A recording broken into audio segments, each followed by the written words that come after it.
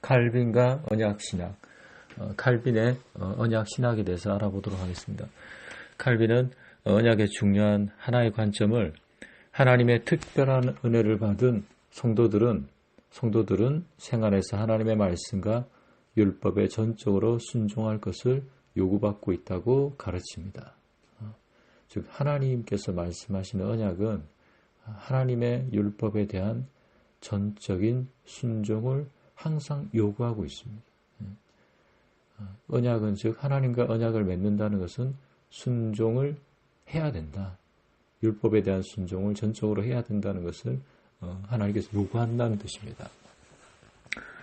칼빈이 가르친 언약 사상에는 하나님의 주권적 은혜와 인간적 의무가 함께 묶여져 있습니다.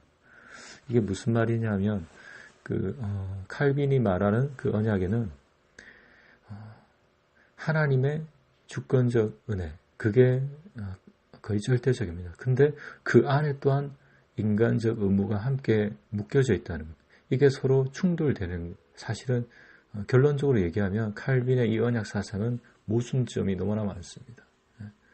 모순점이 너무나 많지만 그래서 두 가지를 다 가지려고 했습니다.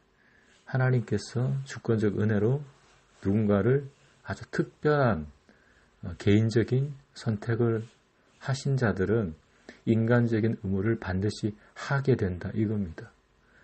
그러면 인간이 의무를 행한다는 것은 하나님의 절대적인 은혜에 의해서 자동적으로 하게 되어진다는 것이죠. 그러면서 또한 인간적인 의무를 또 강조를 합니다. 그러니까 하나님의 절대적인 권한과 인간의 자유의지가 칼빈의 언약 사상 안에는 서로 충돌합니다. 그런 모순점이 있게 마련입니다. 칼빈은 두 단계의 선택, 즉 민족 단위의 선택과 그 안에 개인적 선택이 있다고 기술하고 있습니다.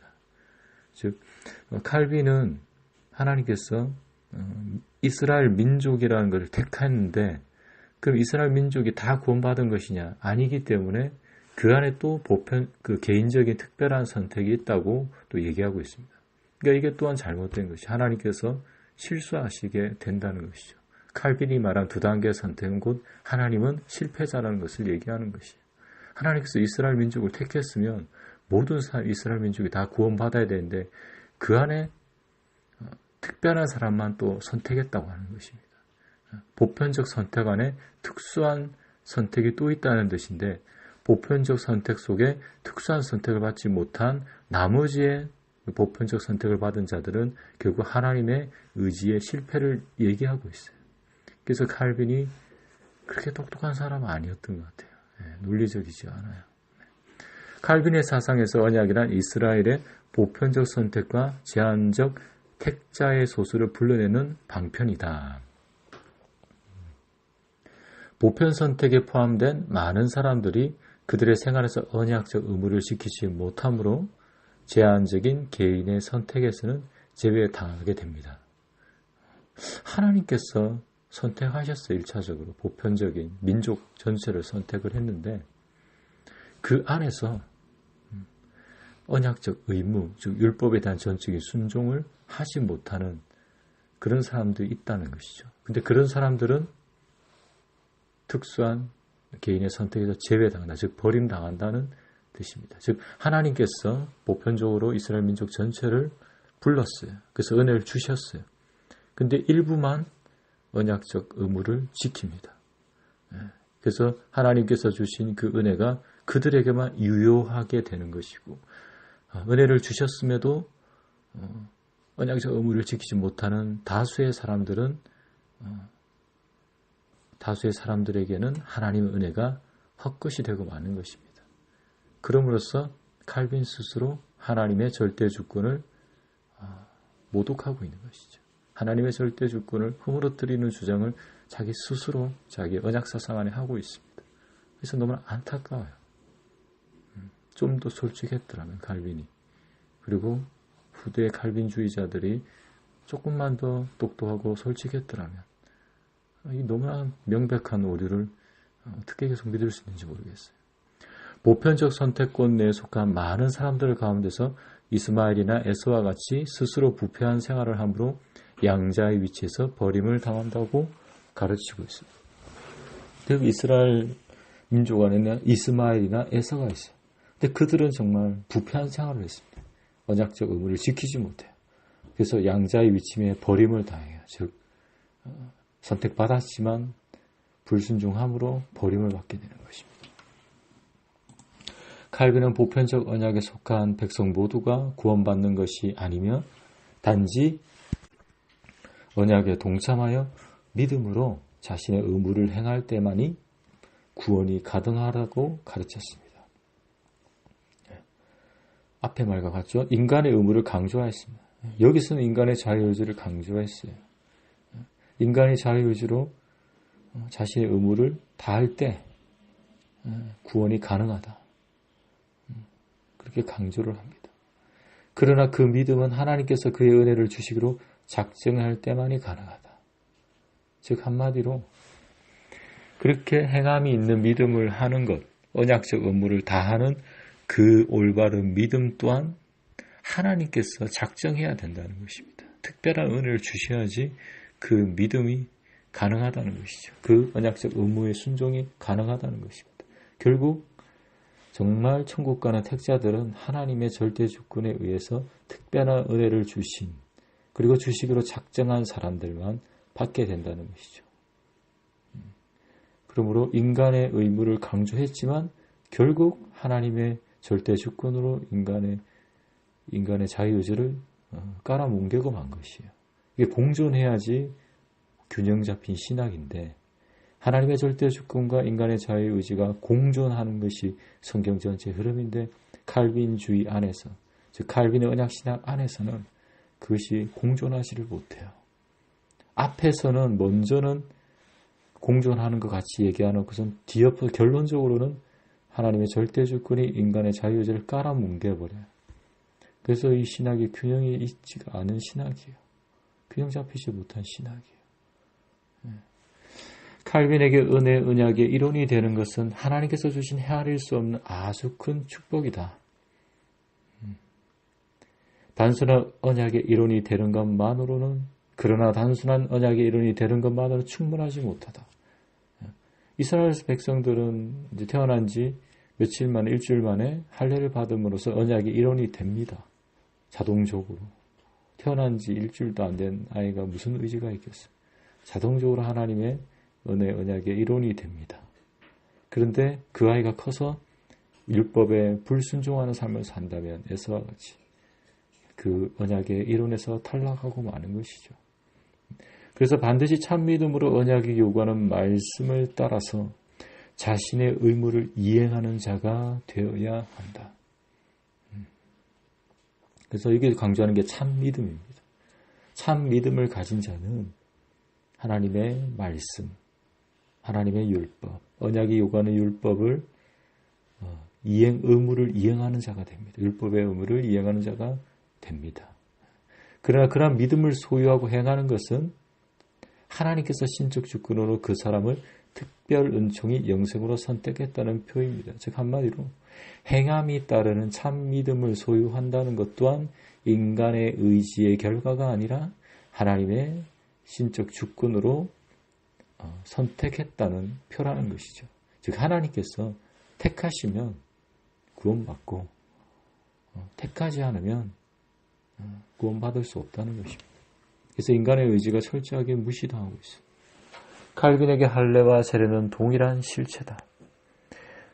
칼빈은 신약에 속한 우리는 할례를 통해 족장들에게 주신 죄 사함과 육체의 종력을 죽이는 표인 영적 약속들을 세례를 통해서 받는다고 가르친다. 즉 구약에서 할례가 언약의 백성이 되는 조건이듯이 신약에서는 세례가 하나님의 언약 백성이 되는 조건이 됩니다. 구약에서도 할례를 통해서 죄 사함을 받고 또 육체의 종력을 죽이는 표인 영적 약속들을 받게 되는 겁니다. 칼빈은 교회가 베푸는 세례의식은 이스라엘 민족에게 행한 할례가 보편적 은혜를 받은 표시가 되는 것처럼 신약의 세례는 구약의 할례처럼 신약의 보편적 은혜의 표로 이해하고 있습니다. 즉 보편적 은혜, 할례는 보편적 은혜를 받은 표시다. 할례 받았다고 끝까지 구원받는 것이 아니라는 것이죠. 할례는 일단 보편적 은혜를 받은 표시고 세례 또한 그렇다는 것이죠. 세례를 받았다고 끝까지 구원받는 걸 부정한다는 것이 아닙니다. 그래서 칼빈에게 있어서 세례는 신약의 보편적 은혜의 표를 이해하고 있습니다. 구약의 할례가 구원을 보장하지 않는 것처럼 신약의 세례가 반드시 구원으로 인도하는 방편은 아니라는 얘기입니다. 세례 받았다고 반드시 구원이 보장되는 것은 아니라는 것이죠. 할례 받은 아브라함의 자손이 언약의 약속을 지키면서 말씀에 순종할 때에 구원이 성취되는 것처럼 신약에서 세례받은 성도가 하나님의 말씀에 순종하는 생활을 할 때 그 구원이 완성되게 됩니다. 구약에서 이스라엘 백성이 언약의 약속을 지키면서 율법과 말씀에 순종할 때 구원이 성취되는 것처럼 신약에서도 세례받은 성도가 말씀에 순종하는 생활을 할 때 그 구원이 완성됩니다. 세례를 받았는데 자기 마음대로 살면, 죄 짓고 살면 어떻게 그 구원이 완성된다고 말할 수 있는 사람이 누가 있겠습니까? 그래서 칼빈이 죽었다 깨어나도 그것은 결코 인정할 수 없는 사실이에요. 칼빈이 가르치는 인간을 향한 하나님의 언약에는 칭의와 사죄의 축복뿐 아니라 하나님의 율법을 전적으로 순종하고 지켜야 할 의무로 구성되어 있습니다. 칭의와 사죄. 언약에는, 칼빈이 가르치는 언약에는 인간에게 어떤 축복, 칭의와 사죄의 축복뿐만 아니라 율법을 전적으로, 그냥이 아니라 율법을 전적으로 순종하고 지켜야 될 의무로 구성되어 있어요. 즉, 축복과 의무로 구성되어 있다. 언약은 축복과 의무로 구성되어 있다. 그러나 칼빈은 구원받은 조건으로 인간이 하나님의 율법을 지키도록 의도되지는 않았음을 분명하고도 확실하게 반복하여 강조했다. 이 부분이 문제가 될 수 있어요. 이건 웨슬레도 이 부분에 있어서는 예외가 될 수 없어요. 이게 칼빈과 웨슬레 동일하게 율법에 대해서 명쾌하게 정의 내리지 못한 한계였다. 율법에는 선택받은 백성에게 첫 번째 죄를 깨닫게 하고, 두 번째 악한 행위를 제한하고, 세 번째 성도가 하나님 뜻에 순종하는 방법을 가르치는 기능을 한다고 했어요. 율법의 기능이 단지 세 가지밖에 없다 했어요. 죄를 깨닫게 하죠. 두 번째, 그래서 악한 행위를 못하도록 제한하게 하고, 세 번째, 성도가 하나님 뜻에 순종하는 방법을 구체적으로 가르쳐줍니다. 그리고 칼빈은 세 번째 기능을 강조합니다. 칼빈은 기독교인들의 생활 안내와 행위의 규범으로서 일생 동안 율법이 필요하다고 강조하였습니다. 그냥 규범일 뿐이다. 생활 안내다. 그래서 구원과는 상관없다. 이렇게 잘못 가르쳤어요. 칼빈은 비록 성도들이 하나님의 율법을 완벽하게 지킬 수 없다 할지라도 그 율법이 성도들 생활에 불변하고 영원한 규범이 된다고 생각했습니다. 즉 규범에 불과하다 율법은. 그러므로 하나님의 언약에는 하나님의 뜻을 따르고 순종해야 하는 요소가 필연적으로 포함되지 않을 수 없다. 비록 믿음을 통해 구원받는 것은 사실이지만 구원받은 성도는 반드시 하나님의 말씀에 순종하는 노력이 필수적이라고 얘기를 했습니다. 그래서 칼빈 또한 순종해야 된 의무가 있다는 것은 계속적으로 얘기는 하고 있지만 그것이 구원하고는 상관없다는 것이죠. 그러니까 모순된다는 것이에요. 앞에는 언약적 의무를 실행하지 않는 자는 개인적인 선택을 받을 수 없다. 양자됨에서 제외될 수 있다고 해놓고서는 율법은 구원과 상관없다고 또 뒤에 가서는 뒤엎어버려요. 율법주의를 피하려고 애썼는데 마치 율법까지도 패해버리는 그런 모순을 저지르고 있어요. 비판을 해보자면 칼빈은 구원받은 조건으로 인간이 하나님의 율법을 지키도록 의도되지는 않았음을 강조하였다. 이것은 온전한 진리가 아닙니다. 반은 진리고 반은 거짓이에요. 구원받는다는 것은 하나님과 언약 관계 속으로 들어가는 것을 말합니다. 즉 언약 맺는 것을 의미하는 것입니다. 그리고 하나님의 실제로 사랑과 언약할 때 하나님의 뜻에 전적으로 순종하겠다는 고백을 요구합니다. 구약에서 신의 산 언약에서 율법의 순종의 약속을 요구하셨고 신약에서 예수님의 새 언약을 맺는 성만찬에서도 자신의 계명을 지키라고 명령하셨습니다. 부드럽게 명령하시죠. 나를 사랑하는 자는 나의 계명을 지킨다. 그러므로 율법에 대한 전적인 순종의 고백, 즉 언약의 맹세는 구원의 조건이라 할 수 있습니다. 만약 이 약속을 할 수 없다고 한다면 언약을 맺을 수 없고 그러면 구원도 받을 수 없습니다. 만약에 예수님 그 성만찬 당시에 누군가가 이렇게 얘기할 수도 있잖아요. 예수님, 나는 도둑질하면서 예수님과 언약을 맺고 싶어요. 나는 도둑질하면서 구원도 받고 싶어요. 그런다면 과연 그 언약이 맺어질까요? 그 언약이 유효할까요? 그럴 수 없는 거죠. 그때 예수님 뭐라고 하시겠어요? 불법을 행하는 자들아 떠나가라. 회개하고 믿으라. 이렇게 말씀하셨을 것입니다. 물론 실제 완벽한 순종 혹은 행함이 구원의 조건이 될 수 없어요. 아무도 완벽하게 순종할 수 없습니다. 그러나 하나님은 완벽하게 순종할 것의 고백을 언약의 조건, 즉 구원의 조건으로 요구하고 있습니다. 그게 바로 세례식 때의 고백이에요. 세례는 결국 세례식을 치른다는 것은, 세례를 받는다는 것은 하나님 뜻에 완벽하게 순종, 전적으로 순종할 것을 고백한다는 것이, 그 의지를 하나님께 드리는 것이에요. 그래서 구원의 조건이에요. 언약의 조건이듯이 구원의 조건이다. 세례의 조건이듯이 구원의 조건이다. 그리고 어느 누구도 완벽하게 순종하지 못함으로 속죄의 수단인 대속의 피, 구약에서 짐승의 피, 신약에서는 예수님의 보혈을 우리에게 주셨어요. 완벽하게 순종하는 고백을 한다 할지라도 어느 누구도 완벽하게 지킬 사람은 없어요. 누구나 넘어집니다. 넘어져서는 안 되지만 넘어질 수밖에 없어요. 그래서 속죄 수단을 주셨어요. 네가 죄를 지을 때 대속의 피, 구약에는 짐승의 피, 신약에서는 예수님의 보혈을 믿는 믿음. 그래서 우리를 지속적으로 정결하게 만들게 하신 겁니다. 택자는 하나님의 뜻에 전적으로 순종하고자 하는 의지, 중심을 가지고 있으며 그러겠다고 하나님과 언약을 맺고 약속을 한 사람입니다. 그럼 칼빈만 택자는 뭐냐? 하나님의 뜻에 전적으로 순종하고자 하는 의지의 중심을 가지고 있고 그러겠다고 하나님과 언약을 맺고 약속을 한 사람입니다. 또한 실제적으로 완벽한 순종을 할 수 없기 때문에 예수님의 보혈의 공로를 믿고 의지하는 자입니다. 즉 날마다 회개하는 자입니다.